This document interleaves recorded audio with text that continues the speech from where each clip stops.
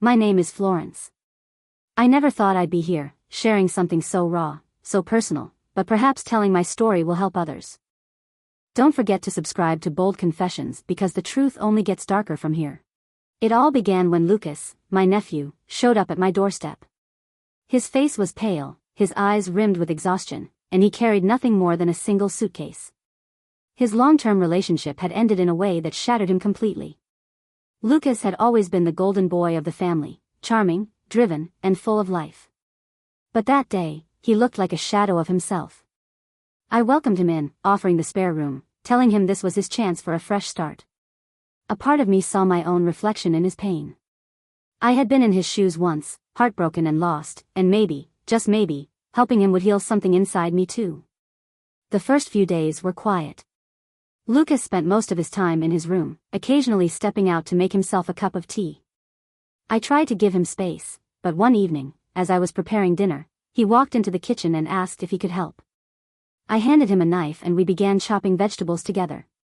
It was the first time he smiled, a small, tentative smile, but it felt like progress. That night, after dinner, we sat in the garden under a blanket of stars. He began talking, his voice shaky at first, about how his relationship had fallen apart. He spoke of betrayal, of feeling like he wasn't enough, and the way his ex had slowly torn down his confidence. I listened, feeling an ache in my chest for him. Without thinking, I began sharing my own struggles, how my marriage to Richard had grown cold over the years, how I often felt invisible in my own home. For the first time in a long time, I felt heard. Days turned into weeks. Lucas and I started spending more time together, watching movies, cooking elaborate meals, and laughing over old family photos. It felt good, natural even, to have someone who understood me. But as much as I cherished his company, I began to notice something subtle. A lingering gaze here, a comment there, and an unspoken tension that neither of us acknowledged. Lucas has always been handy, but I didn't expect him to surprise me by fixing the broken faucet in the kitchen. I had been meaning to call a plumber for weeks, but he rolled up his sleeves and got to work. Watching him concentrate, his brows furrowed in determination, I felt a warmth bloom in my chest. I shook my head, dismissing the feeling as nothing more than gratitude. Later that week, we hosted a small family dinner.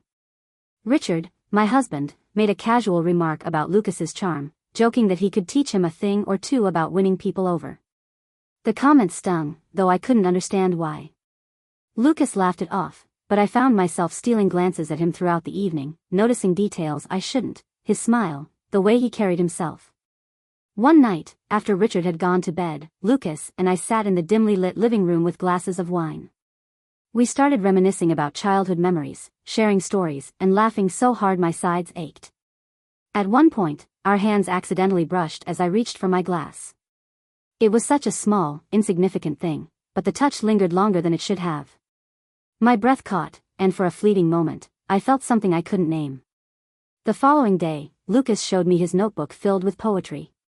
His words were raw, brimming with pain and longing. One poem stood out, a piece about an untouchable love.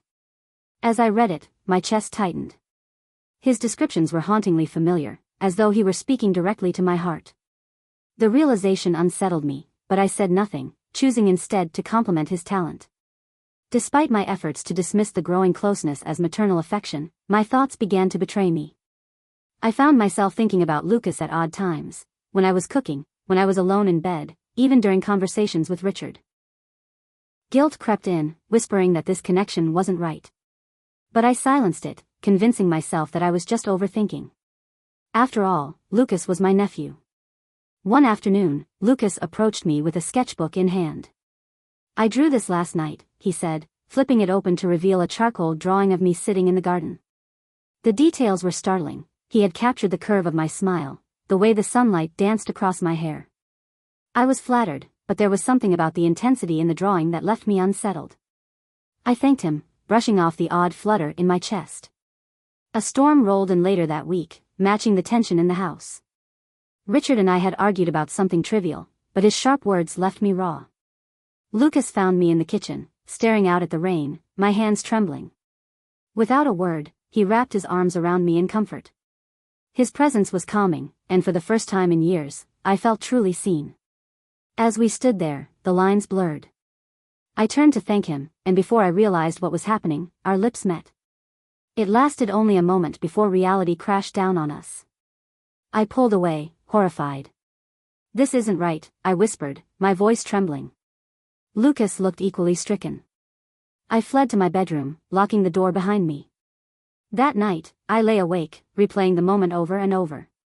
Guilt clawed at me, but beneath it was an undeniable spark. What was wrong with me? He was my nephew. The next morning, Lucas found me in the kitchen, his eyes red-rimmed. "I'm so sorry, Florence.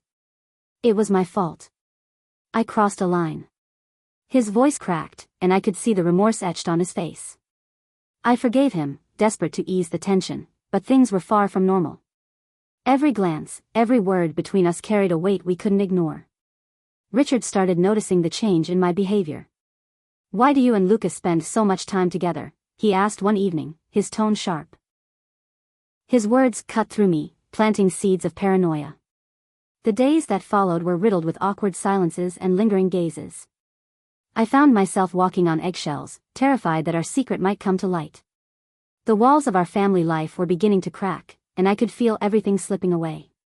It started with raised voices. Richard had been standing in the hallway, unnoticed, listening to a quiet conversation between Lucas and me in the living room. I had been trying to reassure Lucas that everything would calm down, that we just needed to be careful. But when I turned around, there was Richard, his face etched with betrayal. "Careful about what, Florence?" he demanded, his voice low but seething with anger. My stomach dropped. I stammered something about misunderstandings, but Richard cut me off. "I've seen how you look at him. You're emotionally unfaithful, Florence, whether you admit it or not." I denied it, my voice trembling, but the conviction in his eyes made my protests sound hollow. Lucas stepped in, trying to take the blame. "This isn't her fault," he said. "I've been the one leaning on her too much." But that only fueled Richard's fury. "How dare you," Richard snarled, turning to Lucas. "We took you in when you had nowhere else to go, and this is how you repay us? By taking advantage of her, of this family?" The argument escalated rapidly. Richard's accusations cut deep, and Lucas, unable to handle the onslaught, finally snapped. "I never wanted this to happen," he shouted. "But maybe if you had treated her better, she wouldn't have needed me." His words hung in the air like a slap. Richard stood stunned, and I tried to mediate, pleading with them both to stop. But Lucas grabbed his jacket and stormed out of the house, slamming the door behind him. The silence that followed was deafening. Richard turned to me, his expression a mix of hurt and disgust. "Is this what you've become?" he asked, his voice cold. I had no answer. Hours later, I received a text from Lucas. He was staying at a motel and planned to leave town the next day. "I'm sorry for causing chaos," he wrote. "I think it's best for everyone if I disappear." I sat alone in the dark, the weight of guilt pressing down on me. One reckless moment had unraveled everything, a family, a marriage, a home. I couldn't blame anyone but myself. This was my mess, and now I had to face the consequences. The door creaked open, and there he was, Lucas, standing in the entryway with a hesitant look on his face. He had come to gather his belongings, as promised, but the air between us was heavy with unspoken words. "I'm sorry, Aunt Florence," he said softly, his voice barely audible. "I never meant for any of this to happen." I nodded, fighting back tears. "Neither did I replied. "But it's time for you to move on, Lucas. You deserve a fresh start, away from this mess." We embraced briefly, the weight of our mistakes pressing down on us. As Lucas packed the last of his things, I couldn't help but feel a mix of sadness and relief. This was the right decision, even if it hurt. When Lucas left, Richard was waiting in the living room, his expression unreadable. "We need to talk," he said firmly, gesturing for me to sit. My hands trembled as I confessed everything, the loneliness I had felt for years, the emotional void that Lucas had unknowingly filled, and the momentary lapse in judgment that had led to the kiss. I laid it all bare, sparing no detail, knowing that anything less than the full truth would only prolong the pain. Richard listened in silence, his face a mixture of anger, hurt, and something else I couldn't quite place. When I finished, he sighed deeply and said, "I'm not blameless in this, Florence. I've been distant, focused on work, and blind to your needs. But this has shattered everything. We sat in silence for what felt like hours before Richard spoke again. If we want to fix this, we'll need help, real help. Counseling, therapy, whatever it takes. But I can't promise it will be easy. I nodded, grateful for the glimmer of hope, however faint. In a reflective moment later that evening, I realized how dangerous it is to blur boundaries and seek solace in the wrong places. I had let my vulnerabilities cloud my judgment, and the cost was immense. But with self-awareness and open communication, I vowed to do better, to rebuild the trust one had broken and to heal. The final scene showed Lucas boarding a train, his suitcase in hand. He glanced back one last time, his eyes meeting mine through the window. I watched him disappear into the distance, knowing this was the only way forward, for him, for Richard, and for me. Months have passed since that fateful night, and while the pain hasn't completely faded, it no longer consumes us. Richard and I now sit together on a small couch in the therapist's office, speaking openly, sometimes with tears, sometimes with tentative smiles. It's not perfect, but it's progress. The family dynamic is fragile yet healing. The wounds I caused, unintentionally, yet undeniably, are slowly scabbing over. Lucas has settled into a new life in another city, and though we no longer speak, I sometimes catch myself wondering how he's doing. One evening, after a particularly reflective counseling session, I find myself alone, looking into the lens of a camera. My heart is heavy, but my voice is steady as I begin. I was blind to my own vulnerabilities, I confess, my voice trembling with emotion. I thought I was strong, that I could handle the cracks in my life on my own. But sometimes, in moments of weakness, we cross lines we never imagined we would. And in doing so, we hurt not just ourselves but everyone we care about.